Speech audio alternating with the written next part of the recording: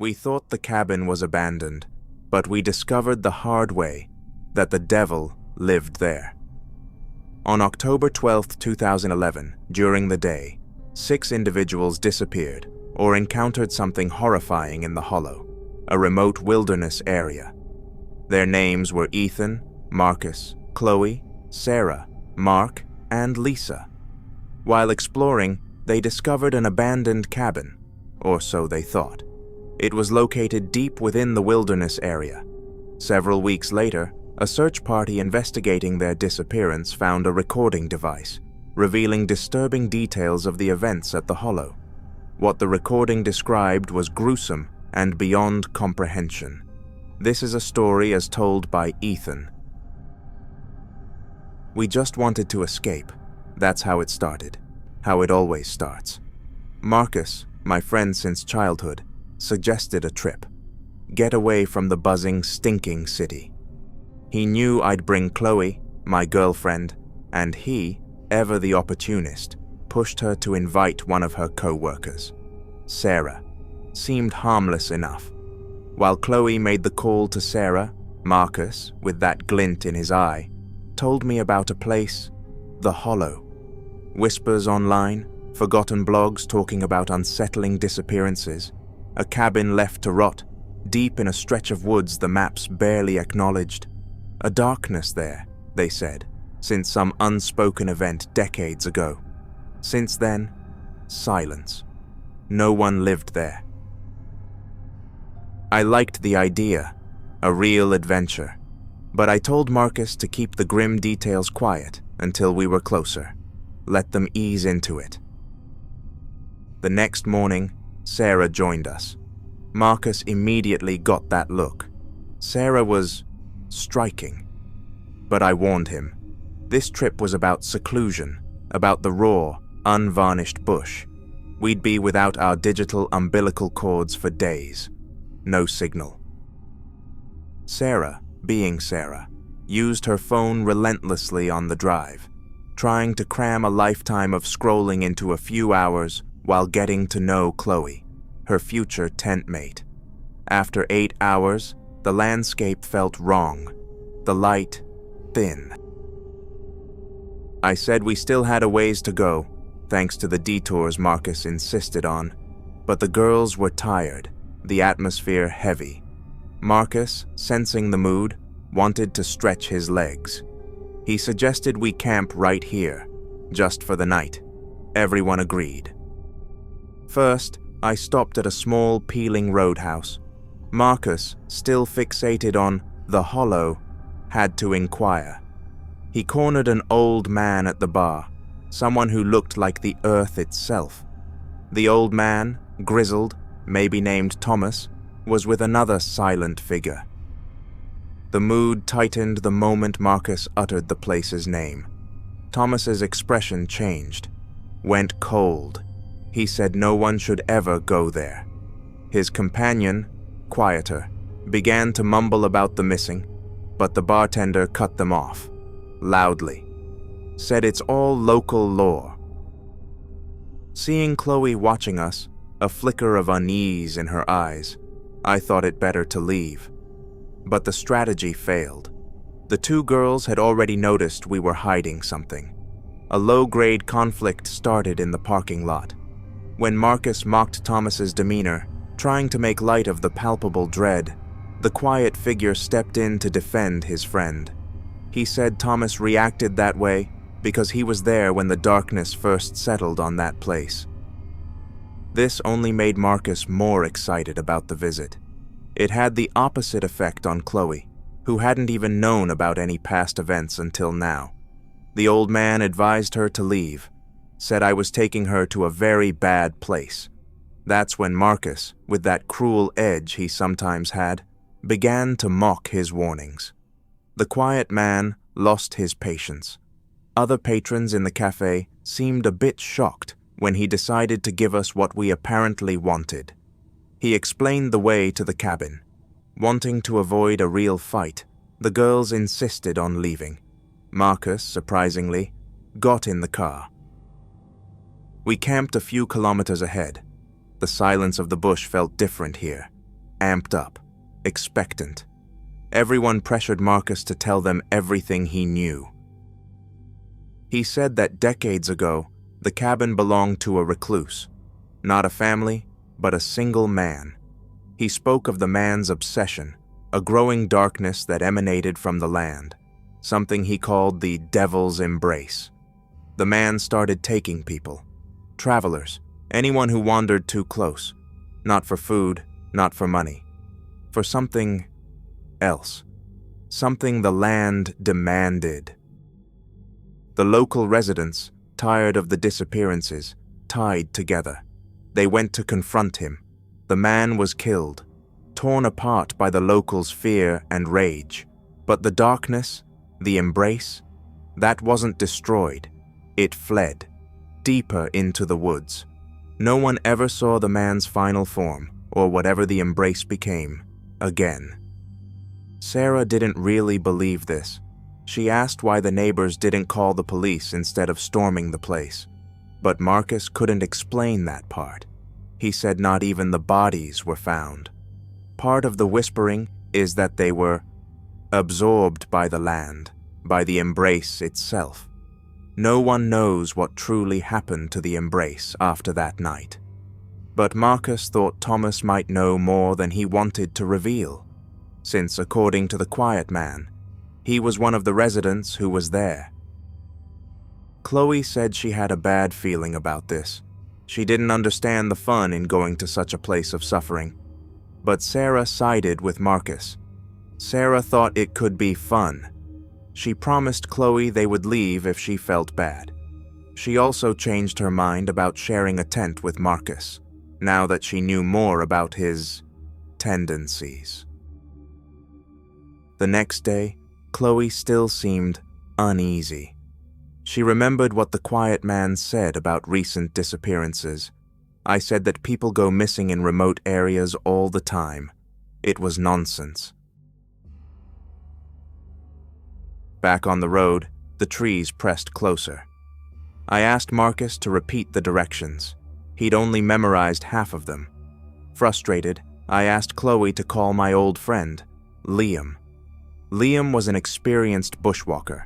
Marcus was shocked to hear his name. Liam was known for his expeditions into truly wild places. Since the signal was already very poor, I parked to talk to Liam better while the others waited in the car. He explained how to get to the cabin, but he warned me. He'd heard things about the Hollow, unexplained events. He recommended we be very careful. Following his instructions, the group arrived at the edge of what felt like a different dimension shortly after. There was a rusted signpost leaning precariously. It didn't have a name, just an etching of an unnatural, tangled shape. We saw the marker, confirming this was the place. However, the access was blocked. A heavy, ancient chain cinched shut across the path. I discovered the gate was locked and became very irritated. Chloe suggested we look for another entrance, but Liam had said this area was vast. That could take a long time. Changing my tone, I said that actually, it was better if we proceeded on foot, leaving the car right there. Sarah laughed at the idea, thinking it was a joke, but I assured her the cabin couldn't be too far from this main access. Marcus, as always, supported me. He also told Sarah the exercise would do her good. She took that as an insult to her physique, becoming even angrier with him. Thus, everyone grabbed their essential belongings and jumped over the chain. The walk turned out to be extremely long. The woods felt wrong, too quiet, or maybe not quiet enough. There was a hum beneath the silence. The girls wouldn't stop complaining, but the worst was still to come. When I finally spotted the cabin through the trees, a shape that seemed to lean in on itself, I announced that the four of us would sleep inside that night. Getting closer, it was clear. The state of the cabin was truly complete abandonment, a decay that felt almost willful. Sarah asked who would have the courage to go in first. Marcus reminded them that I was the one drawn to this, but Chloe, so clearly irritated and afraid, took the lead herself. She said it was all a big stupidity. The interior was even worse than the facade. Not just dirt, but a kind of viscous filth. Various broken objects lay scattered. Everything was in total disarray. Not graffiti on the walls, but scratchings. Deep, raw marks that looked like fingernails, clawing patterns that weren't words, but felt like screams. Sarah tried to open a door that was stuck. Marcus insisted on helping her. He stepped on something soft beneath the filth as soon as he entered the small room. A doll. A handmade, cloth doll. Its button eyes staring blankly. Chloe was startled to see Sarah stuffing the toy into her bag. This gave Marcus an even worse idea. He said those objects could fetch good money online. Said this room hadn't been raided. Chloe hated the idea. Said Sarah's doll was souvenir enough.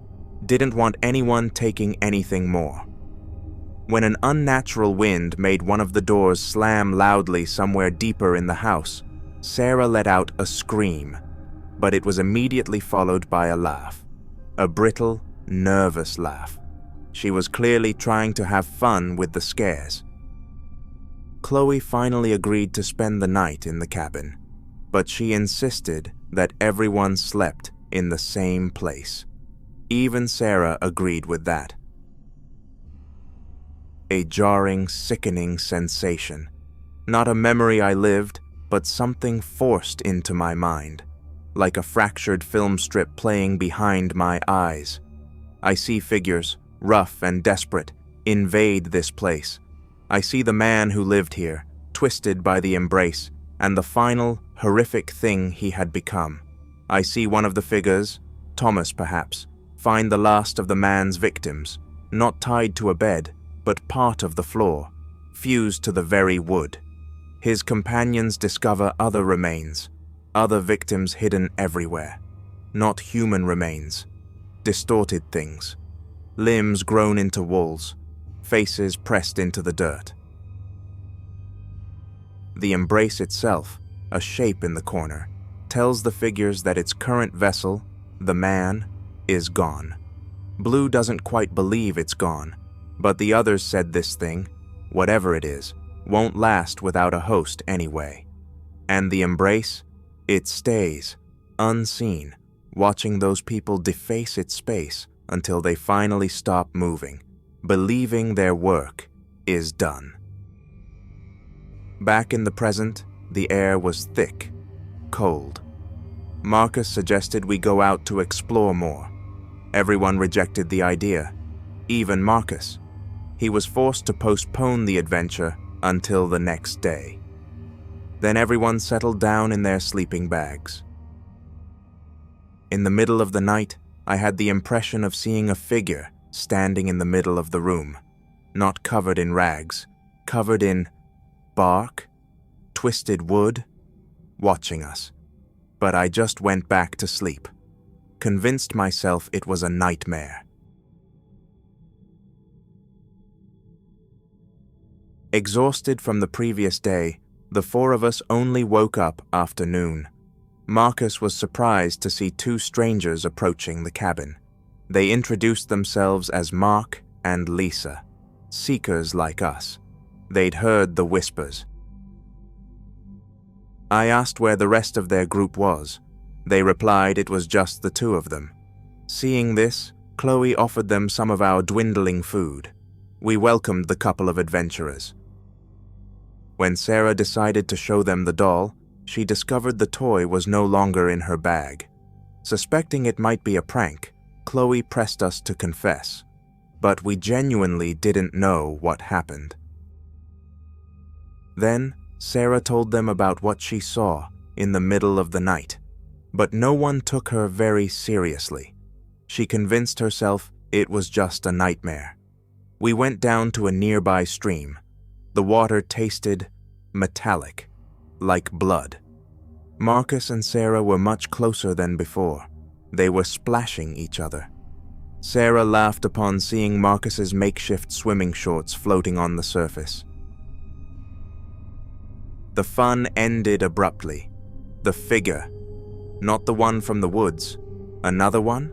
Worse, it appeared at the top of the rise overlooking the stream, a thing of twisted wood and straining fleshy knots, watching us, with something like mockery in its posture. It started to make a low, rasping sound. Marcus got so irritated by the intrusion, by the sheer audacity of this thing watching him like that he decided to go confront it, even without his shorts. Sarah, still scared, was running into the trees, trying to get away. And suddenly, the figure from the cabin, the bark thing, appeared, blocking her path. It didn't throw an axe, it simply reached out. Its hand changed, becoming a cluster of sharp, splintered branches. It attacked her, ripped into her back.